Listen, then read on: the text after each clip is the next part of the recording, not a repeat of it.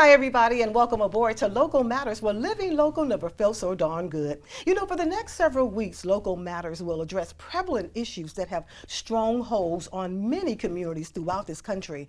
We're talking about mental health issues as well as drug and alcohol abuse issues as well. You know, data shows an estimated 27.1 million people in the U.S. use illegal drugs. Now, a survey conducted by the National Survey on Drug Use and Health revealed that in 2015, about 1 in 12 Americans needed some form of substance abuse treatment. But here's the thing, only about 11% of those people actually receive treatment. So coming aboard Local Matters, we're going to meet a couple of women who will bring awareness about misconceptions about who addicts are in the first place and also the benefits of treatment. You know why? Because if it's local, it matters. Dance. Let me see you move. Love never felt so good. Dead and died, they never could. Not like you. Hey everybody, welcome on back to Local Matters. You know, where living local never felt so good. Thanks for joining us. Welcome back. You know, data shows that there are millions of people who use drugs.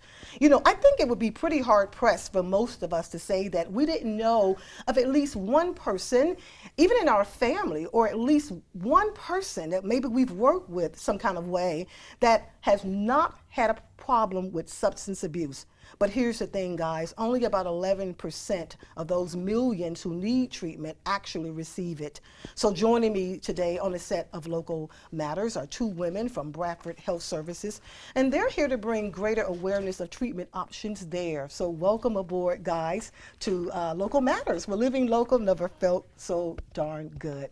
Miss Danny LaPlante, welcome. Thank You you. need no introduction. You have been here in this community for so many, many years, working in many different capacities. And also Miss Raven. Thank you. Miss Raven Holloway.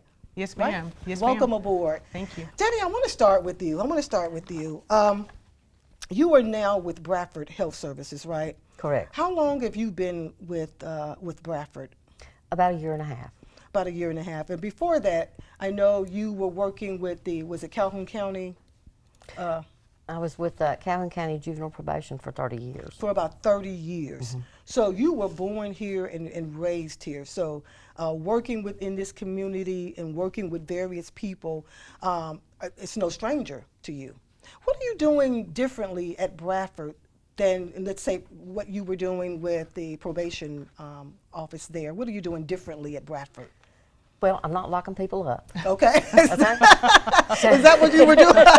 You So were probation officer. Probation officer, yeah. Probation so, yeah, officer. If you don't listen, then that's what you have to do. Yeah, so- But now, sometimes it's not a lot different. I'm able to get to maybe help guide someone in the direction they need to go, and it's like anything else. They got to have the information in order to get the help. I like what you said, though. That's key. When you just said a few minutes ago, you're not locking people up, you know. But what came to me was this I saw a metaphor that popped in my mind. You're not locking people up, but maybe perhaps you're unlocking people. That's what has come to mind. That you're unlocking people who may feel ashamed, who may feel inside that torn. They may feel hopeless because they are dealing with so much. And so many times, people are not, you know, it takes a lot of courage for people to say, look, I need help. And it takes a lot of courage for family members, too, to say, I think my husband, I think my wife, my daughter, my son, I think they might need help. And in that instance, how do you guys really find clients? Because people, I'm sure, are not knocking their doors down to get to you guys. I know they're not. How are you guys finding the clients to help? Yeah, well, Diane, And Raven, I'll start with you. Go ahead, Raven, if you thank don't you mind. so much for having us on. This is just an honor, first of all. You're absolutely right. They're not knocking our doors down, but we are putting the information out like what we're doing right now so that we can eradicate the stigma behind, you know, Yes. addicts are those individuals who are stealing out of houses, or Yes. you know, they're on the streets, or they're doing something that's evil or bad. but there are people just like you and I every day who potentially had an injury and ended up on some type of prescription medication. You know, we are definitely seeing a lot of families who are contacting us, whether they're going online or we're in the physician's offices leaving information and providing those in-services where we talk about our services, and they do reach out to us and say, we have a family who's ready to call and come in. Now, Raven, are you from Alabama? I am born and raised in Birmingham. Born and raised in Birmingham. Was Yes, this ma'am. now? You sing to, and from what I understand, Danny says you're the best of the best. Now, Wow. This is coming from Danny. Well, so it must be true. Did you always know from day, maybe even from as early as college? Did you know this was what you wanted to do in life? You know, honestly, I did not. I went to Parker High School and I went off to school to Alabama State to actually. Alabama State. The Alabama Hornets, State, huh? yes, ma'am. Yeah, The okay. Magic City Classic just ended. Yeah, So. I know you were there. Yes, ma'am. But I went to school for theater and I quickly realized that I was missing something. Right. You know, when we talk about addiction, the disease, it definitely hit home for me.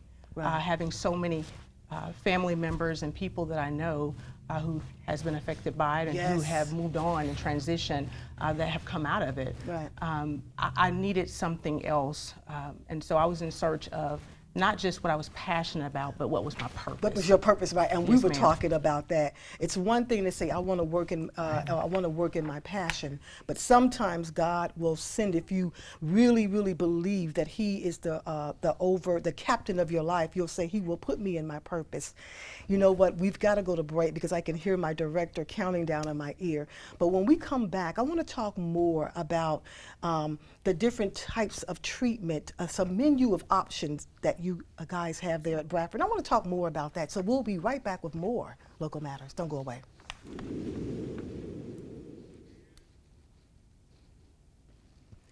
Hi, everybody, and welcome on back to Local Matters. We're living local, never felt so good. I'm Dottie Rimpsey, and it never felt so good to be joined here with women from Bradford Health Services. I've really enjoyed talking to them so far, and I hope you have enjoyed listening to the different types of awareness that and education that they're bringing to us today. Before we went to break, we were talking with Miss Raven Holloway. She is here with us from Birmingham, Alabama, and of course, Danny LaPlante, right here homegrown. But we were talking about working in your purpose because, as you shared with me, you would want it to be the next, I would say, the Halle Berry. I will take that. You Yes, said ma'am. Regina King, right? Yes, absolutely. And so you went to school for acting I there at did. Alabama State and found yourself, you said life happened because you found yourself working in this field. Tell me a little bit more about what really drives you to work in this field every day. Well, you know, I'll be honest with you, Dottie. One of the things that drive me is the fact that, like I said, I've seen so many lives who have been impacted by this disease. And I want to make sure I say that. It is a disease. Okay. And I've also seen individuals who have overcome. They're working the program. They're Yes. connected to the community of recovery. And so that drives me every single day. And you can't lose the level of passion that you have for that because, of course, we are fighting a never-ending disease that's going to be around for quite some time. Yeah. And so what drives my passion and my purpose to this is the fact that, like I said, I've seen people in my own family who have struggled with addiction, Yes. who have come out, Yes. but also those who didn't make it out. Yes. And so I know I am in my set place, Right. and I absolutely love what I do. Yeah. Now, according to Danny tells me, and I'll share with you guys again that you're the best of the best, and that's why you're traveling around on a national level. That you're not just here in Alabama talking. You expand out on a national level. That's correct. Yes, ma'am. So I do. I go out and represent our treatment center, Bradford Health Bradford Health Services. Services, Yes, ma'am, on a national level to make sure that individuals have the information that although we're tucked away in Alabama, we are providing premium treatment Okay. for individuals who really need in-depth chemical dependency treatment. We have some of the best physicians who work at our Warrior facility and also a lot of our other facilities that we have here in the state of Alabama. But I do travel on a national basis and connect with physicians, private therapists, also attend conferences to just make sure that we keep that information in the forefront and relevant to what's going on in our society today. And I know there's a menu. You guys have an entire menu of care options, and I have a full screen created. If we could bring that up, because when I of course did my research to really learn what you guys offer, I was absolutely amazed at some of the care options myself. Adult care, care for adolescents, specialty care services, healthcare professional program, family treatment, first responders program. Looking at this list, I want to just talk about, I want to begin with the healthcare professional program. Help me to understand that particular program, the healthcare professional program. Absolutely. I'll talk a little bit about it, but Danny, I won't steal the whole time. No, you go ahead. but we do have a healthcare professionals track, if you will. A lot of the healthcare professionals in the field, they found themselves on the other side of the fence, if you will. As I said before, we've got to get the stigma of addiction out and eradicate our thinking that addicts are those individuals who are on the streets or robbing and stealing. Yes. But those individuals could also be the physicians who are providing anesthesia, those physicians who are maybe doing surgery. And like I said, life happens, and they found themselves on the other side of the fence. So we do have a healthcare professionals track where they are amongst their peers in a community where they can start working on their recovery together. Wow, that's absolutely amazing. And you know what? And I'm sitting here and I'm almost filled with goosebumps because I did a show about a week ago, and the show really talked about it, and I want us to address that as well too while we're here, the opioid crisis that is going on in this country. And I read an article, and the young man that actually wrote the article, his name is Mark Lewis from The Guardian, and he talked about this, as you mentioned too. Sometimes we have to think about the face of who we're talking about, but we also have to look at who we are as a nation. Absolutely. So if you look at the social element to this thing, yeah. So as you mentioned, it's not always someone who, because no one wakes up in the morning and say, hey, I want to get hooked on drugs. I want to get hooked on drugs today. The opioid crisis, how are you guys embracing that and working with that? We're trying to just look and see whatever anybody needs. If there's a specialty service or something like that, we're trying to develop that. Constant research, constantly trying to hire the best for treatment. Constantly, again, researching and just seeing what people need, talking to people. Yes. And unfortunately, the drug industry always stays 10 steps ahead of us. Wow. You know, so it's not a sprint. It's got to be a marathon. Right. You know, you might feel like you got to catch, you got to stop and catch your breath every now and then, but you know, it's not a sprint. We just have to keep. So keep you going on. you guys are working on that level, working and really tackling this opioid crisis as well, and you're doing it very slowly as you're working with your clients. Absolutely. I would love to piggyback off what Danny just And said. I want to do that when we come back. Yes, I'm going to cut you off, but again, he's in my ear. So when we come back, though, we're going to talk more about how you guys are embracing the opioid crisis at Bradford. So we'll be right back with more Local Matters. Don't go away.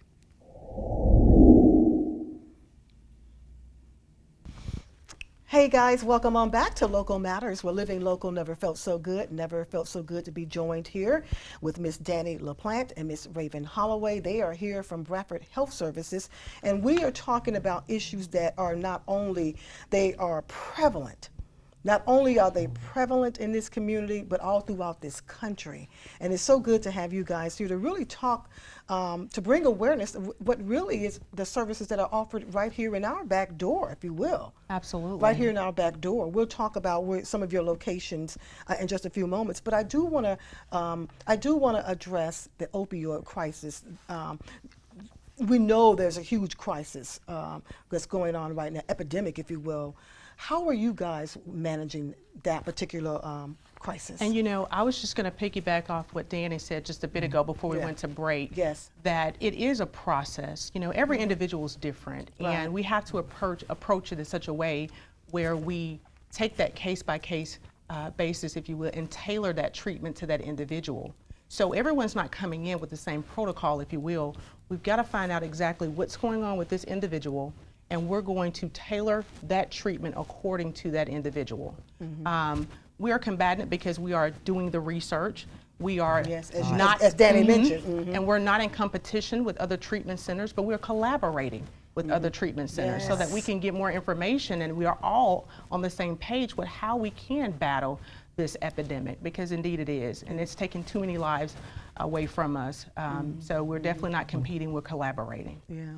You know, and again, I was just absolutely, and doing my research when I realized the various different types of programs that you guys offer there at Bradford. I want to bring that full screen back up again. We talked a moment ago, we talked about the healthcare professionals program, but I also found interesting the family treatment program. Talk to me a little bit about that program, Raven. Absolutely. Well, you know, this disease is not just an individual fighting and battling this disease. It is certainly a family disease, if you will. You know, whenever an individual comes into treatment, we want to certainly sit down with that family and make sure that they have all the information they need, because one would think that, okay, physically their loved one has been exposed to the disease, if you will. Yes. But we've got to also think about the psychological aspect that the family has been exposed Oh, to. I know it all too well. And so, that's not yeah. only with drugs, but even with mental illness. Absolutely. You have to, it takes all hands on deck, wrapping your arms around and saying, I've got you. I've got you, my son, my daughter, my mom, my dad, I got you. Because this, you can't fight it alone.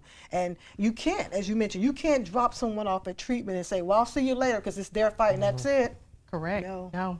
And we have therapists who are lined up who are also doing therapy with the family while their loved one is in treatment, because as we know, I like that. Absolutely. I like that. Families have all too often assumed the addiction on themselves, if you will. Oh, yes. And now they are responding with addict behaviors, if you will, trying to cure the loved one and have their hands all You know, in and it. I really like that, because now this is totally different in corporate America, and I've worked there off and on many, many years. They had a program that whenever someone new would come in, it was called Train the Trainer, you know. But if you think about that here, it's not enough to have someone in treatment and then those who are the caregivers, who's there for them? Right. You know, who's Absolutely. there for that? So I like that Bradford they have that component in place. Yes, ma'am. Yeah, I like that. Also, first responders program. Yeah. Oh, yes. You have worked, now that's you, Danny. 30 years you were there in the juvenile probation office? Correct. Talk to me about that program. Well, you know, that is near and dear to my heart. Yes. I have lots of friends that are first responders, Yes. and there are things like we talked about earlier that they see that you can't unsee. you can't s- and this is, you know, police officers, paramedics. It's just, you know, and it's hard. It's real hard. And then you look at the thing is, we're the ones that are protecting you, first responders. Yes. So and this is hard. It's a horrible burden. You know, again, so they're not going to ask for help. Of course Okay, not. but it's a certain mentality, but that's what keeps them alive on the streets. Okay, so that's the reason we have a first responders program. So yeah, I know what you've been through. I've seen some of what you've seen, and just I couldn't imagine some of the horrible stuff. You know, I heard about it. Some stuff I did see as a probation officer, but not near what they saw. So this is to get them back, you know, get them back where they get them want to back, be to in get their them healthy. careers. Let's Get get them you back in back. their Let's careers, you know, get you because a back. lot of times there's some PTSD involved. Yes. So it's such a good, worthwhile program. I'm just proud that we have it. Yeah, so, again, so let's go back. Bradford Health Services here in Alabama. How many locations do you have here in Alabama? Well, we have 2 facilities, inpatient residential facilities here. We have one in our Madison near Huntsville area. Yeah. And then we also have a facility that's located 20 minutes outside of Birmingham in our Warrior area. Then we also have gender-specific programs. Okay. We have a reprieve for men, which is located in Opelika, Alabama. Okay. And we also have a reprieve for women that's located in Tuscaloosa, Alabama. So Yeah. Wow. So And it's- not to mention the 20-plus regional offices that we have all over the Southeast for those individuals who will step down to the intensive outpatient program. Before we end, what would you say to someone who may, again, as I mentioned very early in the program, you know, it takes courage for anybody to pick up that phone and say, we've got to get some help. What would you say to anyone watching today that may feel like that? What would you want to leave them with? Absolutely. If there's one thing I could leave them with, Dottie, is that we have got to eradicate the stigma. And we've got to get the shame out. Yes. You know, the person that you may be sitting next to may also have an issue. Right. They're just waiting on a nudge. Yes, right. Just waiting on someone to say it's okay. Well, we hope that we have provided you with some information now that may help you or your family. You know why? Because this is what this show is all about. If it's local, it does matter. We'll see you back next week.